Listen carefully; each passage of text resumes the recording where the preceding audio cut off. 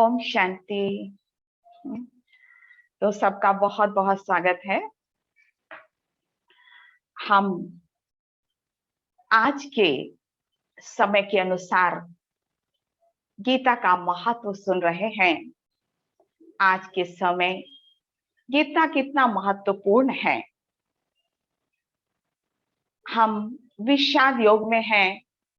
आज सारा संसार विषाद से ग्रसित है और इस विषाद के समय स्वयं परमात्मा सत्य गीता ज्ञान सुनाता है। वास्तव में गीता ज्ञान वर्तमान समय के लिए ही रिलेवेंट है। ऐसा नहीं कि एक कोई कथानक है। वास्तव में अभी ही की घटना एक बहुत ही सुंदर कथानक के रूप में लिखी गई है। इसलिए हम जो भी सुने वह यह समझकर सुने कि हम कुरुक्षेत्र में हैं। तो हम कुरुक्षेत्र के मैदान में तो पहुंच ही गए हैं। तो चलिए आज हम अब आगे की शुरुआत करते हैं। धर्मक्षेत्रे कुरुक्षेत्रे समवेतायुयुत्सवः मामकाः पाण्डवाश्चैव किम कुर्वत संजय। तो हम कुरुक्षेत्र के मैदान में पहुंच गए। क्या यह स्थूल मैदान? हमने देखा कि यह एक सूक्ष्म मनोयुद्ध भी है और गीता एक योग शास्त्र है। वास्तव में यह युद्ध शास्त्र नहीं है। भगवत गीता में 92 श्लोक जो हैं वह योग से संबंधित हैं और युद्ध से संबंधित तो सिर्फ 12 श्लोक हैं। कहने का तात्पर्य कि गीता हमें योग सिखाती है, जीवन जीने की कला सिखलाती है और जो युद्ध है वो वास्तव में अलौकिक युद्ध है। गीता में युद्ध किसके प्रति बतलाया? काम, क्रोध, लोभ, मोह, अहंकार, जिससे आज हर मानव परेशान है। हर योग चैप्टर के लास्ट में यही लिखा है, ब्रह्म विद्यायाम योग शास्त्रे। अर्थात गीता हमें ब्रह्म का ज्ञान देती है। ब्रह्म का क्या तात्पर्य है? ब्रह्म एक तो हम सब आत्माओं के और परमात्मा के रहने का स्थान है और दूसरा जो गीता में ब्रह्म शब्द दिया गया है वो परमात्मा के लिए भी दिया गया है। तो गीता आत्मा और परमात्मा का ज्ञान सिखलाती है। पांडव, हमने समझा कि पांडव वास्तव में ये प्योर इंटेलेक्ट का प्रतीक है। हम सब पांडव बुद्धि हैं, इसीलिए इस ज्ञान को सुनने के अधिकारी हैं। अर्जुन प्योर बुद्धि जब इस ज्ञान को सुनता है तो प्रैक्टिकल धारण करता है, विल पावर बढ़ जाता और नकुल बन जाता। हम पूरा फॉलो करते भगवान का ज्ञान, अर्थात जन जन को हम संदेश भी देते हैं और युधिष्ठिर बनने का पूरा पुरुषार्थ करते, अर्थात स्थिर बुद्धि। धृतराष्ट्र भी हमने देखा है कि धृतराष्ट्र अज्ञान का प्रतीक है। वो इस गीता ज्ञान को समझ नहीं सकता, मोह में ग्रसित है, इच्छाओं से ग्रसित है। संजय उसको समझाता भी है लेकिन समझ में नहीं आता। तो हम सब भी संजय हैं। हम सब इस संसार में धृतराष्ट्र को भी ज्ञान सुनाते हैं, परमात्मा का संदेश देते हैं, लेकिन जब तक उनकी तीसरी आंख नहीं खुलती वो समझ में नहीं आता। तो आज सबकी तीसरी आंख बंद है। हम भाग्यवान हैं जो हमारी तीसरी आंख अब खुल रही है। तो चलिए अब धृतराष्ट्र का परिवार भी देख लेते हैं। जो कौरव आज संख्या में ज्यादा कौन है? पांडव तो बहुत कम है, सिर्फ 5। उनके कंपैरिजन में 100 तो धृतराष्ट्र का परिवार ही तो है ना। दुर्योधन जो कि धन का दुरुपयोग करता है, दुशासन जो कि शासन का दुरुपयोग करता है, दुर्बुद्धि जो बुद्धि का दुरुपयोग करता है, गांधारी।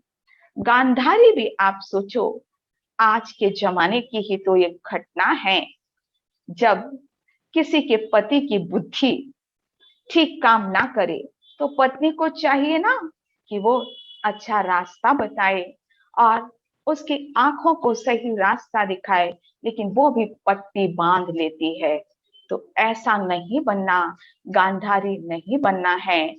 आज सभी अहंकार में डूबे हुए हैं। इसीलिए तो ये कथानक जो बतलाया जाता है बहुत फेमस है। युद्ध प्रारंभ होने वाला था, दुर्योधन और अर्जुन दोनों जाते हैं Shri Krishna, symbol of God, उनके पास जाते हैं। और दुर्योधन किसका प्रतीक है? जिसके पास धन बहुत है, अहंकार का प्रतीक है, जो भगवान को नहीं पहचान सकता, धन के नशे में ही है। अर्जुन जो नम्रता का प्रतीक है। तो दोनों जाते हैं और जब आराम कर रहे होते श्री कृष्ण, तो अर्जुन पैरों के पास बैठ जाता और दुर्योधन अहंकार का प्रतीक सिर के पास बैठ जाता है। जब श्री कृष्ण जागते हैं तो सबसे पहले नजर किसके ऊपर जाएगी? जो पैरों के पास है, अर्थात जो नम्र है, जो भोले भाले हैं, उनके प्रति ही परमात्मा की दृष्टि जाती है। और परमात्मा ऐसे ही आत्माओं का मददगार बनता है। तो उन्हें पहले अर्जुन से ही पूछा, अर्जुन कैसे आए? तो अर्जुन ने अपना प्रयोजन बतलाया। और तो श्री कृष्ण जी ने कहा कि ठीक है, युद्ध में मैं एक तरफ रहूंगा। मैं अगर कहते हो तो मैं दोनों लोग आप कर रहे हो युद्ध, तो मैं एक तरफ रहूंगा। और लेकिन एक शर्त है। क्या शर्त? वो शर्त कि मेरी नारायणी सेना दूसरी तरफ रहेगी, मैं शस्त्र नहीं उठाऊंगा। दुर्योधन वैसे तो नाराज होता है कि देखो अर्जुन को पहले बोला, लेकिन खुश भी हो जाता है कि अरे ये क्या, ये तो अच्छा ही है, जब शस्त्र नहीं उठाएंगे तो मेरे साथ नारायणी सेना रहेगी। कहने का तात्पर्य, आज नारायणी सेना कौन है? जहां मिसाइल एडवांसमेंट है, एडवांस्ड कंट्रीज हैं, उसको ही नारायणी सेना या यादव सेना कहा जाता है, जो अपने ही कुल का विनाश करती है। तो दुर्योधन परमात्मा की शक्ति को नहीं पहचानता, वह इस दुनिया के धन की शक्ति को पहचानता है। और आज यही हाल है। लोगों को कहो भगवान के लिए समय निकालो, तो कहेगा समय तो थोड़ा है नहीं, क्योंकि मैं तो पेटी भरने में लगा हुआ हूं। जानवर और मनुष्यों में शायद यही अंतर है। जानवर सिर्फ पेट भरने के लिए कमाता, और आज का व्यक्ति पेटी भरने के लिए कमाता। एक छोटी सी कितनी सुंदर एक स्टोरी ही किसी ने लिखी थी कि एक बार एक ट्रक से एक बोरी नीचे गिर गई। चींटी आई, चींटी ने थोड़ा सा उसमें से, चींटी के परिवार छोटे छोटे सब आकर उठाकर ले गए, दाने खाया चले गए। चूहे आए, चूहों ने भी आए और सारा लेकर दाने वगैरह जो भी था, जितना पेट भरना था, चले गए। वहीं पर एक व्यक्ति आया और पूरा का पूरा बोरी उठाकर चला गया। यही तो हाल है आज मनुष्यों का। तो हमें दुर्योधन नहीं बनना है, हमें पेटी भरने के लिए कमाना नहीं है, हमें परमात्मा की शक्ति को देखना है, ज्ञान धन को अर्जन करना है। ये ज्ञान धन, ये मनोवैज्ञानिक सत्य है। जिसके पास ज्ञान धन है, आध्यात्मिक धन है, उसके पास स्थूल धन की कभी कमी नहीं हो सकती। इसलिए कोई चिंता नहीं करना। लेकिन दुर्योधन मत बन जाना कि धन का दुरुपयोग करना, धन है भी तो ईश्वरीय कार्य में सफल करना। अब चलिए हम उस रथ को भी देख लेते हैं, क्योंकि हम युद्ध के मैदान में है ना। तो ये रथ भी कोई स्थूल नहीं है, ये सूक्ष्म है। ये शरीर एक रथ है। आत्मा अर्जुन, मैं रथी हूँ। मन और कर्म इंद्रियां ये घोड़े के समान हैं। और परमात्मा का जो सत्य गीता ज्ञान हमको मिलता है, वही हमारी बुद्धि की लगाम है। और हम भाग्यशाली अर्जुन, जिनका सारथी स्वयं परमात्मा है। तो इस वास्तविक रथ को हम 2 मिनट देखेंगे। और ये 5 घोड़े श्वेत रंग के दिखाते हैं, अर्थात अर्जुन भाग्यवान। उसने क्या किया, जो ये 5 विकार हैं, उसको निगेटिव को पॉजिटिविटी में चेंज कर लिया। आज सभी के घोड़े काले रंग के हैं, लेकिन हम अर्जुनों के घोड़े श्वेत रंग के हैं। अर्थात हमारी इंद्रियां हमारे कंट्रोल में है। क्यों? क्योंकि हमने काम विकार को क्रिएटिविटी में चेंज कर दिया है। क्रोध को उमंग उत्साह में चेंज कर दिया। लोभ, अब हमें सिर्फ यही लोभ है कि हमें लोगों की दुआएं मिले। हमें इतना लोगों को देना है कि अपने आप वो पॉजिटिव एनर्जी हमारे पास आए। अर्थात सिर्फ अब हम अर्जुन देने का ही काम करते हैं। हमारे अंदर अब मोह खत्म होकर सारे संसार के लिए स्नेह उत्पन्न हो रहा है। और ईगो को समाप्त करके हमारा सेल्फ स्टीम बढ़ गया कि मैं कौन, परमात्मा मेरा सारथी और मैं शुद्ध बुद्धि हूँ। मेरे पास गांडीव धनुष है, जिसमें अक्षय अर्थात ज्ञान धन कभी भी समाप्त नहीं होता। और मेरा लक्ष्य बहुत ऊंचा है, जिसको कि रथ में ध्वज के रूप में दिखाया जाता है कि 2 योजन तक वो जाता था ध्वज, लेकिन वो वृक्षों को भी टच नहीं करता था। मतलब इतना ऊंचा हमारा सकारात्मक लक्ष्य है कि इस कलयुगी दुनिया को हम सतयुगी दुनिया में परिवर्तित करने के लिए तैयार हैं। परमात्मा के इंस्ट्रूमेंट हैं। हनुमान कौन? क्योंकि रथ में हनुमान दिखाया जाता। हनुमान भी हमारे रथ में हमारे अंदर है। अर्थात मैं पवित्र जीवन जीने वाली और हल्के हूं। जब हमारी बुद्धि शुद्ध होती है तो हमें बहुत हल्केपन की अनुभूति होती है। और हमारे दिल में सिवाय परमात्मा के और कोई नहीं, जिसको ही हनुमान कहा जाता। हम कोई अनुमान नहीं लगाते, हम कभी पर चिंतन नहीं करते, हम स्व चिंतन और परमात्मा चिंतन करते हैं। यही रथ है। तो चलिए 5 मिनट हम अपने रथ को देखते हैं। भले धीरे धीरे आगे बढ़ें, लेकिन हम अनुभव करते जाएं, क्योंकि हम अर्जुन है ना। तो आइए आराम से बैठते हैं। गहरी सांसें लीजिए। अपने रथ को देखें, इस शरीर को देखें। ये रथ है, मंदिर है। श्वासों को देखें। श्वासें आ रही हैं, जा रही हैं।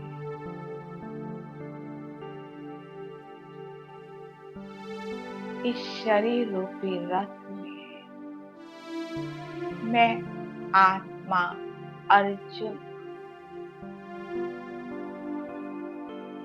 दोनों आईब्रोज के बीच शुद्ध पवित्र एक ऊर्जा सितारे के समान मैं भाग्यशाली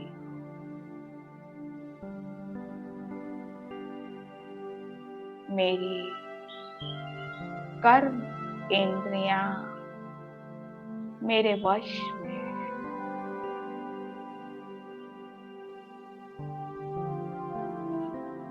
मेरे अंदर असीम शक्ति है।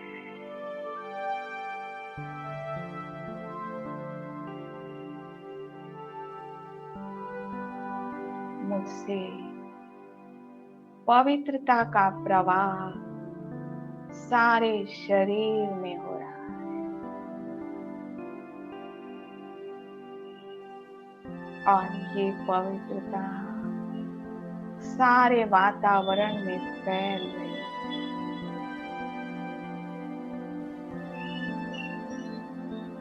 सारी कर्मेंद्रियां कंट्रोल में।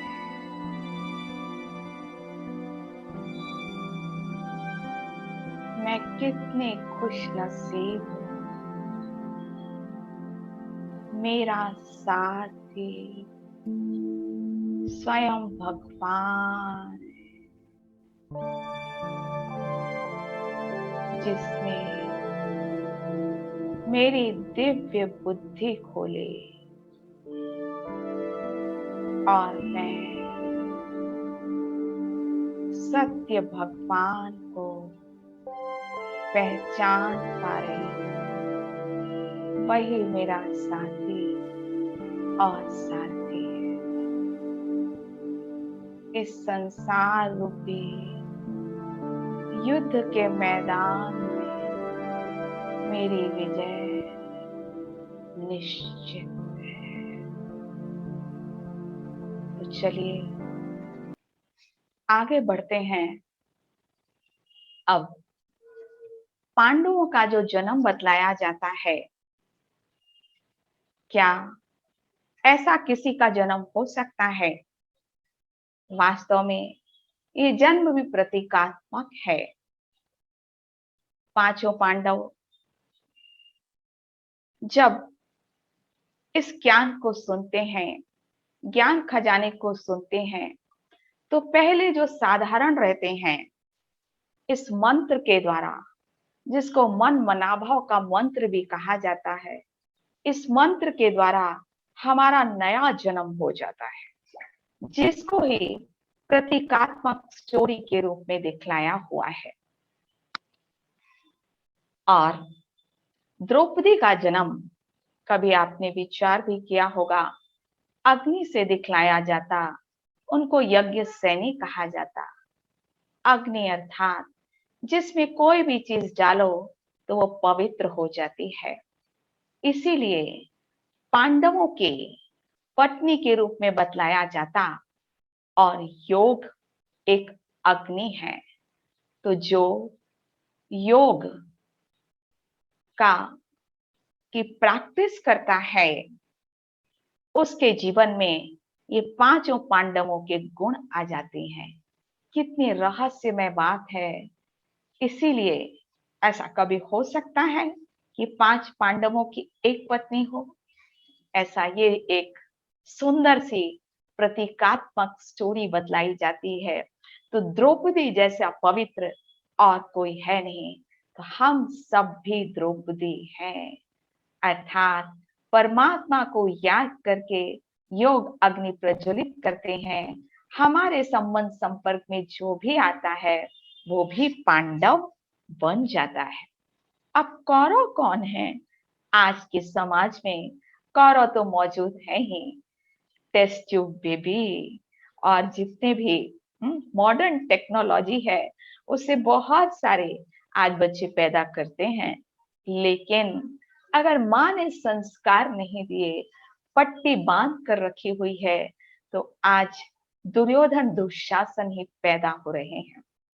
ऐसे कहा जाता ना कि गांधारी जब गर्भवती थी तो 2 वर्ष तक जब बच्चे नहीं हुए तो एक उन्होंने अपने गर्भ में ही लोह का एक टुकड़ा से मारा और वो बाहर आया, उसको 100 घड़ों में डाल दिया। स्टोरी है, ये आज की ही बात है।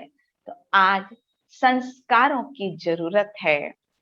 और तो ये तो हमने युद्ध का मैदान देखा, और संसार ही युद्ध का मैदान है।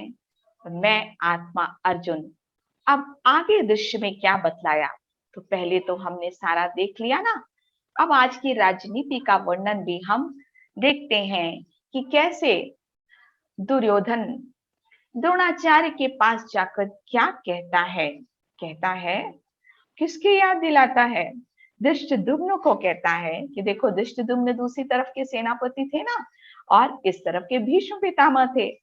तो अब द्रोणाचार्य तो गुरु थे, तो कहीं उनको ये ना लगे कि जो भीष्म पितामह हैं उनको सेनापति बना दिया, मुझे नहीं बनाया। तो उन्होंने, दुर्योधन ने वो घटना याद दिलाई। धृष्टद्युम्न किसका पुत्र था? राजा द्रुपद का पुत्र था। और दोनों, द्रोणाचार्य और राजा द्रुपद, आपस में दोस्त थे। और एक बार जब द्रोणाचार्य जी मदद के लिए गए थे तो राजा द्रुपद ने बहुत अपमान किया था। तो यह दृश्य याद दिलाने के लिए राजनीति में ऐसा ही होता है, क्योंकि द्रोणाचार्य को पांडव बहुत पसंद थे, अर्जुन बहुत पसंद था। दिस इज स्टोरी, और ये अभी की घटना है। तो आज पार्टी बदलती रहती है ना, ऐसे ही तो बदला जाता है ना। तो ये अभी की है कि पूरी तरह से अब भीष्म पितामह का आप साथ दो, अर्थात बदले की भावना आपके मन में आ जाए। तो किसी भी युद्ध में बदले की भावना को उत्पन्न किया जाता है। तो ये आज की राजनीति है। और अब भीष्म पितामह के बारे में हम जरा सुने। भीष्म पितामह एक ऐसा कैरेक्टर है जो महान कैरेक्टर है। और भीष्म पितामह इतने महान थे कि उनके लिए भगवान को भी अपनी प्रतिज्ञा तोड़नी पड़ी। भगवान मतलब एट प्रेजेंट की बात हम कर रहे हैं। आप स्टोरी को एट प्रेजेंट अपने लाइफ में लीजिए, लेकिन वो किस तरफ है? कौरवों के प्रति है, कौरवों के साथ है। परमात्मा को जानने वाले आज बड़े बड़े धर्म गुरु हैं। आदि शंकराचार्य, जिन्होंने संन्यास धर्म की स्थापना की, और अभी बहुत सारे हर जगह शंकराचार्य में बड़े बड़े ब्रह्मचारी लोग हैं जिनके पास बहुत पावर है, इच्छा मृत्यु का वरदान भी है, परंतु वो कौरवों का साथ देते हैं। इसीलिए भगवान कहते कि देखो, आप ऐसा भी नहीं बनना। अब हम आत्माओं को, जो हम पांडव हैं, उनको भीष्म पितामह को भी संदेश देना है कि अब कौरवों का साथ मत दो, अब समय आ गया है। तो ऐसा क्यों हुआ? भीष्म पितामह ने उनका साथ क्यों दिया? क्योंकि उन्होंने कौरवों का अन्न खाया था। तो अन्न का कितना ज्यादा असर होता है। इसीलिए भगवत गीता में अन्न का भी बड़ा महत्व बतलाया है कि सात्विक अन्न खाना। अब चूंकि वो तो सेनापति थे, तो आज के समाज में भी कौरवों के सेनापति भी धर्मगुरु बन गए हैं, अर्थात राजनीति वाले भी अब उनका साथ लेने लगे हैं। उनकी भी अपनी मजबूरी है। तो अब दुर्योधन को प्रसन्न करने के लिए भीष्म पितामह ने क्या किया? जोर से शंख बजाया। जब उन्होंने शंख बजाया तो भी क्या पांडव डरे? पांडव नहीं डरे। लेकिन जब 5 जन्य जो शंख किसने बजाया? भगवान ने। तो उनकी आवाज सुनकर कौन डर गया? कौरव लोग वो सारे के सारे डर गए। इसीलिए है ना, पांचजन्यम ऋषिकेशो देवदत्तं धनंजय पौंड्रदत्मो महाशंखम भीम कर्मा वृकोदरा। मतलब ये विभिन्न जो नाम बतलाए हुए हैं, ये भी वास्तव में प्रतीकात्मक हैं। पांच जन्य का क्या अर्थ होता है? परमात्मा जिसकी वाणी पांच विकारों से मुक्त है, पावरफुल है, प्योर है, शक्तिशाली है। तो भगवान आ चुका है और अपनी वाणी से लोगों को जगा रहा है। उसको ही कहते हैं शंखनाद करना। अरे जब युद्ध चालू हो जाएगा तब थोड़ी कोई गीता ज्ञान सुनेगा। तो हम सबको संदेश दे रहे हैं कि भगवान का सत्य ज्ञान सुनो। वो शंख बजा रहा है, विभिन्न प्रकार के अलौकिक शंख, जैसे कि अर्जुन, धनंजय अर्जुन को कहा जाता ना, तो देवदत्त नामक शंख बजाया। पौंड्र जो शंख है वो बजाया, भीम ने बजाया।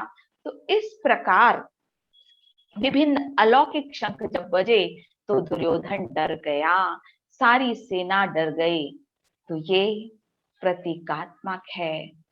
जब परमात्मा की वाणी निकलती है और परमात्मा का संदेश सब जगह जाता है, तो कौरव उस समय, जो कि वातावरण के अनुसार भी बड़े अशांत रहते हैं, और वो भी समझ जाते हैं कि अब विनाश की घड़ियां नजदीक हैं।